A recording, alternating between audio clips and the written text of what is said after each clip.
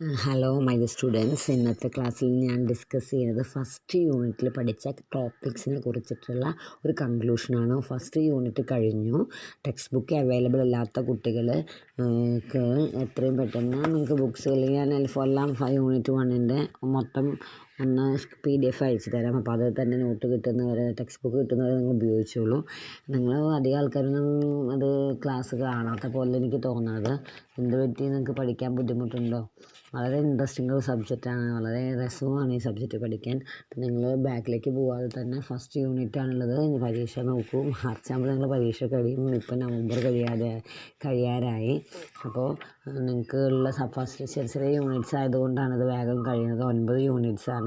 അതിൽ 2 units മോട്ടിവേഷനും group dynamics leadership എന്നൊക്കെ പറഞ്ഞ് നിങ്ങൾ ഓൾറെഡി പഠിച്ച 3 യൂണിറ്റ് അങ്ങനെയാണ്. എങ്കിലും നമ്മൾ ഓൺലൈൻ ക്ലാസ് ആയതുകൊണ്ട് പഠിക്കുന്നത് വീണ്ടും പഠിപ്പിക്കാം, കാരണം നിങ്ങൾ കാണുന്നില്ലല്ലോ. അപ്പോൾ first introduction and organisation behaviour എന്ന് പറയുന്നത്, നമ്മൾ ഈ ഓർഗനൈസേഷൻ ബിഹേവിയറിൽ എന്തൊക്കെ ഫസ്റ്റ് മൊഡ്യൂളിൽ പഠിച്ചു. ആദ്യം മീനിങ്ങും ഡെഫിനിഷനും പഠിച്ചു. അപ്പോൾ എന്താ ഓർഗനൈസേഷൻ ബിഹേവിയർ എന്ന് പറയുന്നത്? Organisation behaviour is defined as understanding, predicting and controlling human behaviour at work. അതായത് അത് ഹ്യൂമൻ ബിഹേവിയറിൽ, അതായത് അക്കോർഡിംഗ് ടു ഫ്രൂഡ് ലൂഡൻസ് എന്ന് പറയുകയാണെങ്കിൽ organisation behaviour is understanding, predicting and controlling human behaviour at work പ്ലേസിൽ വർക്ക് ചെയ്യുന്ന human behaviour understand ചെയ്യുക, predict ചെയ്യുക, control ചെയ്യുക. 3 ടൈപ്പ് ആൾക്കാരെ കുറിച്ചിട്ടാണ് നമ്മൾ കൂടുതലായിട്ട് ഈ നമ്മൾ ഓർഗനൈസേഷൻ ബിഹേവിയറിൽ ശരിക്കും നോക്കുന്നത്. ഒന്ന്, അവിടുത്തെ വർക്ക് ചെയ്യുന്ന ഇൻഡിവിജ്വൽ എംപ്ലോയി ആയിട്ട് നോക്കുന്നത്, individual behaviour, group behaviour, organisation സ്ട്രക്ചറാണ്. ഓക്കെ.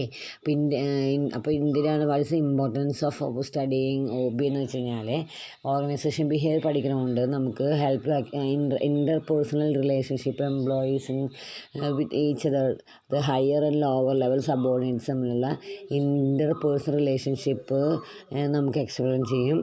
അതുപോലെ തന്നെ ഇൻഡിവിജ്വൽ ബിഹേവിയർ പ്രഡിക്റ്റ് ചെയ്യാൻ പറ്റും. We can make a parents relationship in a entrepreneurs, അതായത് effective communication, assistance in market, ഇങ്ങനെ നമുക്ക് സബോർഡിനേറ്റ്സ് ഒക്കെ ചെയ്യാൻ പറ്റുന്നതാണ്. അപ്പോൾ ഇങ്ങനെ ഓർഗനൈസേഷൻ ബിഹേവിയർ പഠിച്ചത് കൊണ്ട് we can understand the pattern of human behaviour and turn in to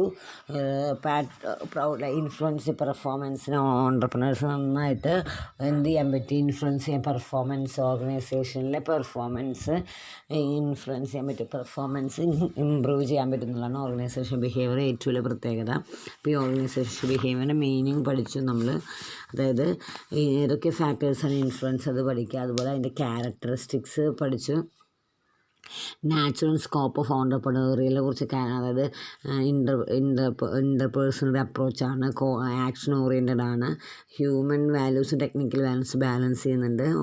OBS arts science ആണ്, അപ്ലൈഡ് സയൻസ് ആണ്, ഇൻഎക്സൈഡ് സയൻസ് ആണ്, ഒരു ബിഹേവിയറൽ അപ്രോച്ചാണ്, കണ്ടിജൻസി അപ്രോച്ചാണ്. കണ്ടിജൻസി അപ്രോച്ച് കഴിഞ്ഞാൽ എന്താ പറയുന്നത്, ഓരോ സിറ്റുവേഷൻ അനുസരിച്ച് നമ്മൾ ഡിഫറെൻറ്റ് അപ്രോച്ച് യൂസ് ചെയ്യുന്നത്. സിസ്റ്റം അപ്രോച്ചാണ്, മൾട്ടി ലെവലാണ്, സയൻറ്റിഫിക് മെത്തേഡാണ്, നമ്മൾ എൻവയോൺമെൻറ്റിന് കൺസേൺ ആവുന്നുണ്ട്, നോർമേറ്റീവ് സയൻസ് ആണ്. ഓക്കെ. അപ്പോൾ ഓർഗനൈസേഷൻ ബിഹേവിയറിൽ നാച്ചുറൽ സ്കോപ്പാണ് നെക്സ്റ്റ് പഠിച്ചത്. പിന്നെ ഫീച്ചേഴ്സാണ്, അതുപോലെ കീ എലമെൻറ്റ്സ് പറയുന്നത് individual, group, structure, technology and environment ആണ്. പ്രത്യേകിച്ച് 4 മോഡൽസ് ഓഫ് ഓർഗനൈസേഷൻ ബിഹേവിയറിൽ പഠിച്ചു. ഓട്ടോക്രാറ്റിക്, കസ്റ്റോഡിയൽ, സപ്പോർട്ടീവ് ആൻഡ് കോളേജിയൽ എന്ന് പറഞ്ഞു. ഓട്ടോക്രാറ്റിക്കിൽ ഭയങ്കര അതോറിറ്റി പവറാണ് യൂസ് ചെയ്യുന്നത് മാനേജർ എംപ്ലോയിയുടെ മുകളിൽ. കസ്റ്റോഡിയൽ എംപ്ലോയീസിന് കൊടുക്കുന്ന സെക്യൂരിറ്റിയാണ്, അതുകൊണ്ടാണ് അവർക്ക് ഓർഗനൈസേഷനിൽ നിന്ന് വിട്ടുപോകാൻ ബുദ്ധിമുട്ട്. സപ്പോർട്ടീവിൽ ലീഡർഷിപ്പാണ് കൊടുക്കുന്നത്. കോളേജിൽ എന്ന് വെച്ച് കഴിഞ്ഞാൽ ഒരു പാർട്ണർഷിപ്പ് റിലേഷൻഷിപ്പാണ്. അവരെ നമ്മൾ എംപ്ലോയി തന്നെ വിളിക്കില്ല, അങ്ങനെ. അപ്പോൾ അങ്ങനെയാണ് കോളേജിൽ എന്ന് പറയുന്നത്, എല്ലാവർക്കും ഒരേ സ്ഥാനം. ഹിസ്റ്ററിക്കൽ എവല്യൂഷൻ പറയുകയാണെങ്കിൽ ഇൻഡസ്ട്രി, പിന്നെ അടുത്ത ടോപ്പിക് ഹിസ്റ്ററിക്കൽ എവല്യൂഷനാണ്. ഹിസ്റ്ററിക്കൽ എവല്യൂഷൻ എന്ന് പറഞ്ഞു കഴിഞ്ഞാൽ നമ്മൾ സയൻറ്റിഫിക് ഇൻഡസ്ട്രിയലൈസേഷൻ പീരീഡിൽ നോക്കി, ഹോത്രോൺ സ്റ്റഡീസിൽ നോക്കി, ഇപ്പോൾ ഹ്യൂമൻ റിലേഷൻഷിപ്പ് അപ്രോച്ചിൽ നോക്കി. പിന്നെ ഏതൊക്കെ ഡിസിപ്ലിനായിട്ടാണ് OBക്ക് ബന്ധിച്ചത്? സൈക്കോളജിയുമായിട്ട്, സോഷ്യൽ സൈക്കോളജിയുമായിട്ട്, സോഷ്യോളജിയുമായിട്ട്, ആൻഡ്രോപോളജിയുമായിട്ട്, political science, economic, engineering, medicine, semantics ഏതുമായി സ്റ്റഡിയാണ്? കമ്മ്യൂണിക്കേഷൻ, അതായത് misunderstood communication, lack of communication ഉണ്ടോ, അതൊക്കെ അങ്ങനെയൊക്കെ നോക്കുക. ഇതൊക്കെ റിലേഷനാണ്. ഹോബിയിൽ നമ്മൾ പഠിച്ചിരിക്കുന്ന എല്ലാ ഭാഗങ്ങളും നിങ്ങൾ നന്നായി പഠിക്കണം. ഇങ്ങനെ കുറച്ച് ഭാഗങ്ങളാണ് നമ്മൾ ഹോബിയിൽ ഫസ്റ്റ് ചാപ്റ്ററിൽ പഠിക്കുന്നത്. ഓക്കെ, ഒന്ന് മീനിങ് പഠിക്കുന്നുണ്ട്, meaning and definition, natural and scope, features, models, history and human hobby with other discipline. ഇതാണ്. അതല്ലാതെ അഡീഷണൽ മാറ്റേഴ്സ് ഞാൻ നിങ്ങൾക്ക് ടെക്സ്റ്റ് ബുക്കിൽ എന്താ പറയുക, ഓരോ കുറേ ക്ലാസ്, അതായത് ഒരു 11-ാം തീയതി തുടങ്ങിയ ക്ലാസ്സാണ്. പിന്നെ അവസാനം 10